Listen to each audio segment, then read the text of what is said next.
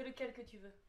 Seti a 2 ans et demi. Il souffre du syndrome de Wiskott-Aldrich, un déficit immunitaire génétique rare, 1 cas pour 100 000 naissances environ. Il a 100 fois moins de plaquettes qu'un enfant normal et ses lymphocytes sont défaillants.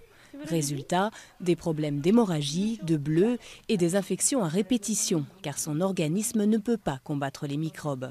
Je ne sais pas ce que c'est que d'emmener mon enfant au parc, par exemple, de sortir faire les courses sans avoir tout javelisé, sans avoir... J'ai une pointe au cœur, j'ai toujours peur, quoi. Allez mon amour, on va prendre les médicaments. Seti est sous antibiotiques depuis 2 ans et se fait transfuser toutes les 2 semaines. Pour guérir du syndrome de Wiskott-Aldrich, la greffe de moelle serait aujourd'hui la seule solution. Mais les chances de trouver un donneur compatible sont quasi nulles. Alors Aziza, la maman de Seti, mise tout sur une solution encore balbutiante, la thérapie génique, qui consiste à remplacer le gène défectueux par un gène médicament.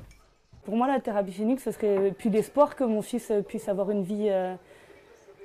Bon, après s'il pouvait avoir une vie, même pas normale, mais qu'on puisse me garantir qu'il ait une vie, déjà, ce serait bon à prendre, quoi, parce que les taux de mortalité avec cette maladie sont quand même assez élevés, donc tout est un risque en permanence, quoi. Les laboratoires pharmaceutiques ne s'intéressent pas au syndrome de Wiskott-Aldrich, trop rare et donc pas assez rentable. L'espoir d'Aziza, c'est ici qu'il se trouve, au Généton, à Évry.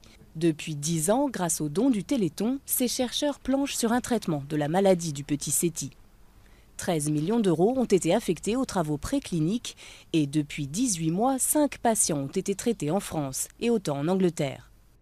Pour ces essais cliniques qui restent encore très expérimentaux, on va donc évaluer avec beaucoup d'attention en fait, la question du risque-bénéfice pour les patients qui peuvent entrer dans ces essais de thérapie génique.